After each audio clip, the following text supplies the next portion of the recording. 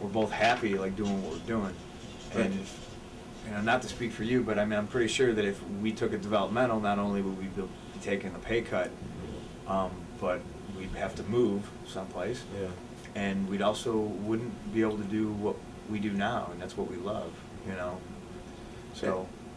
Yeah, I mean, I'm pretty much in the same camp. I mean, I know we're fortunate. I mean, we're two of maybe a handful of people, honestly, who can say they can do this for a living, and we kind of have to make our own way. And of course, it's a lot more risk compared to like a WWE developmental where you got a steady paychecks coming in all the time.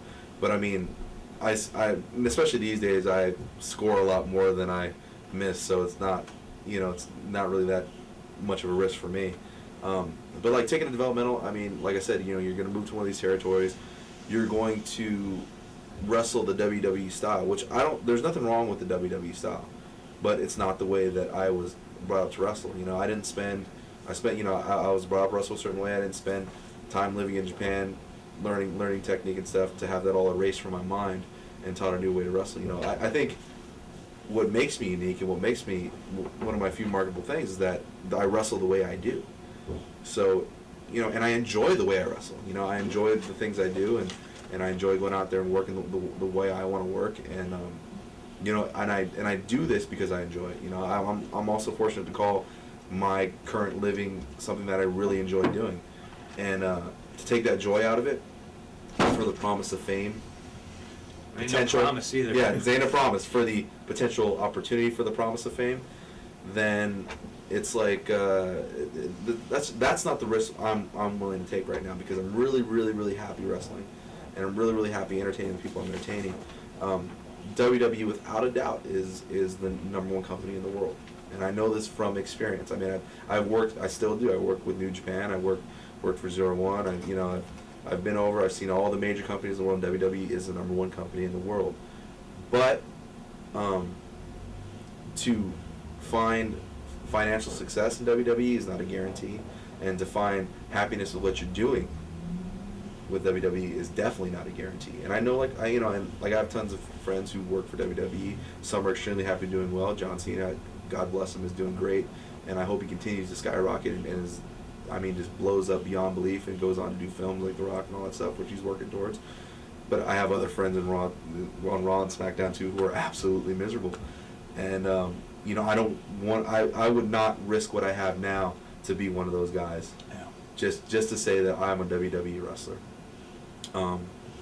And I have a feeling, because of the way I wrestle and because of the things I do, I would probably end up one of those types of wrestlers. So, like I said, if the opportunity presented itself in the right circumstances, then maybe. But as far as taking a developmental deal, I'm not hot. I'm not really super. I don't think I'd be very, very, receptive towards it, I guess. Are you surprised at how WWE has changed to where they're only looking to sign guys with a specific look? No, I'm not surprised. I mean, it's TV. I know you got to have a body to be on TV. Period. Unfortunately, I wish it wasn't like that. I miss the days of Bastion Booger and, like plump Davey Boy Smith and stuff like that.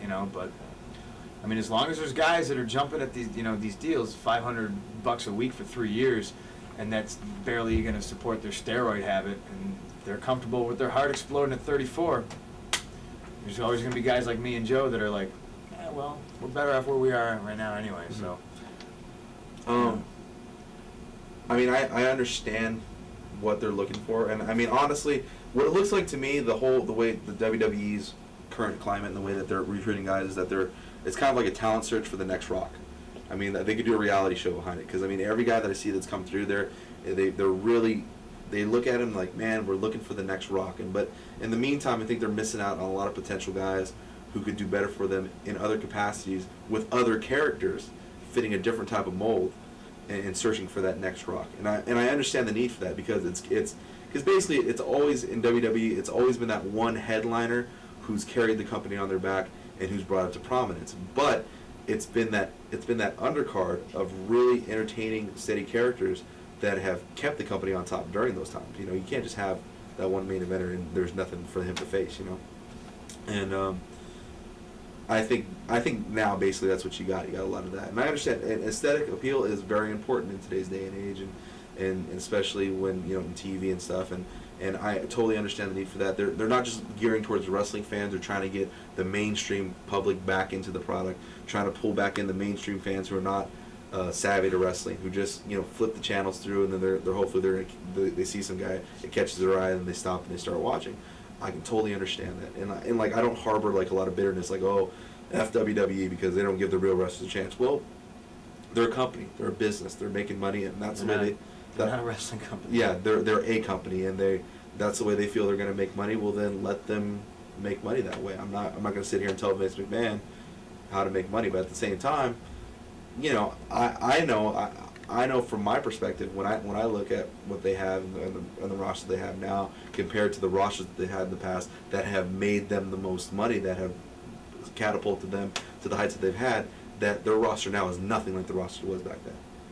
So it's at the same time I'm kind of like, well, I don't know, maybe they consider an evolution of the product, but as far as I'm concerned, I feel they're kind of stifling a lot of the wrestlers that they have there, and they're not letting them kind of branch out and be the market and be marketable and be comfortable as the characters they want to be and make the money that they have the potential to make.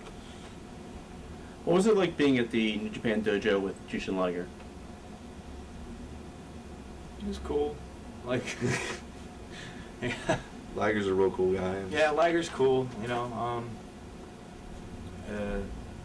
wasn't really anything, new. I mean, the dojo is almost like home away from home for him, and I've been there countless times. But just to meet Liger and just see how down to earth and like how cool he was, that was pretty rad. He's not like the big superstar you would think he could be. Mm-hmm. He doesn't throw his weight around or anything like that. He worked out with everybody. He ate with everybody. We climbed a mountain. He was last. It was great. He Very was. short legs. It was a good time though.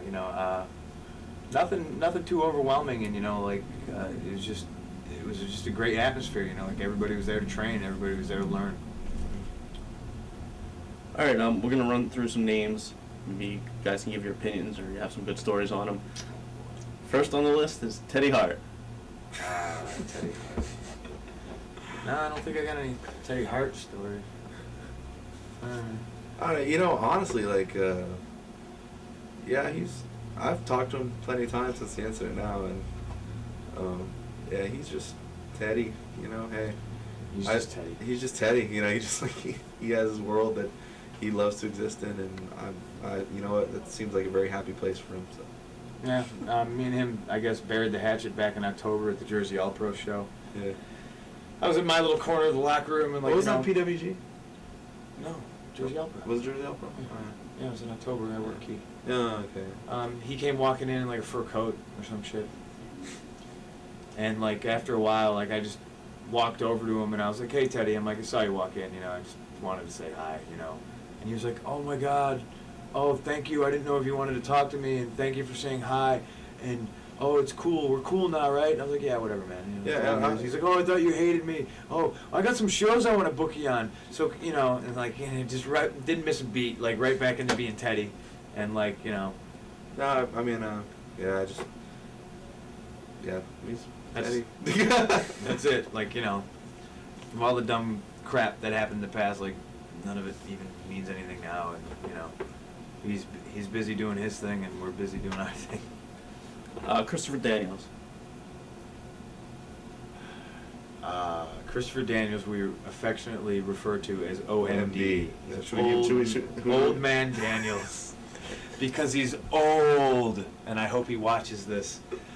Okay, he is ancient, don't get me wrong. I mean, he got heat the first day of wrestling school because he forgot his sandals. But. Yes, he got his wrestling sandals. Daniels was a guy that, he was like one of the first indie superstars. Yeah. I always remember hearing about like Reckless Youth and Christopher Daniels. And Daniels pretty much helped out everybody to get to where they are. Like he helped out me. Really? He helped out me and Cabana. He helped out Dragon Spanky. He helped out Dragon Spanky. He helped out the Pit Bulls. He's helped out everybody. So, he's literally like kind of our grandfather. That's why we affectionately call him OMB. Except we can all just absolutely beat his ass. So he doesn't, you know. Oh man, I gotta think of some really. I know I got. Show him a picture of us in the cactus, man. Oh, okay. Best picture ever. This is our The cactus. Our god niece.